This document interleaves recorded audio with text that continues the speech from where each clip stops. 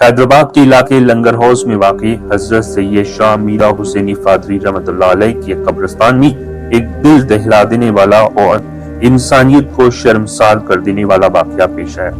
اطلاعات کے مطابق ایک مرحوم کی تدفین کے بعد پرانی خبر کے دعوے داروں نے خبر کو اپنی ملکیت بتاتے ہوئے تازہ دفن کی گئی میت کو قبر سے نکال دیا۔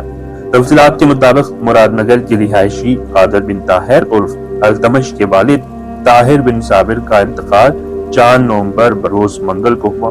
تدفین کے لیے ان کی میت کو لنگر ہاؤس قبرستان لایا گیا، جہاں کے ذمہ دار محمد احمد پاشا نے خبر کی نشاندہی کی اور تدفین عمل میں آئی۔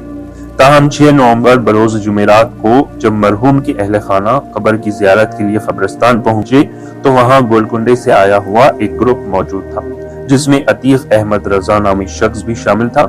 عتیق احمد رضا نے اعتراض کیا کہ جس قبر میں طاہر بن صابر کو دفن کیا گیا ہے وہ ان کے نانا کی قبر ہے، جو 1983 میں وفات پا گئے تھے۔ گروپ نے مرحوم طاہر بن صابر کی میت کو قبر سے نکالنے کے لیے دباؤ ڈالا۔ معاملہ پولیس اسٹیشن تک جا پہنچا، تاہم بعد ازاں مبینہ طور پر بعض افراد کے دباؤ اور ایک تحریری معاہدے کے تحت مرحوم کی میت کو قبر سے نکال کر دوسری جگہ منتقل کر دیا گیا۔ یہ واقعہ نہ صرف انتہائی افسوسناک ہے بلکہ شریعت اسلامی اور انسانی اقدار کے بھی خلاف ہے۔ عوامی حلقوں نے اس واقعے کی سخت مذمت کرتے ہوئے مطالبہ کیا ہے کہ متعلقہ حکام اس انسانیت سوز حرکت کی مکمل تحقیقات کر کے ذمہ داروں کے خلاف سخت کارروائی کریں۔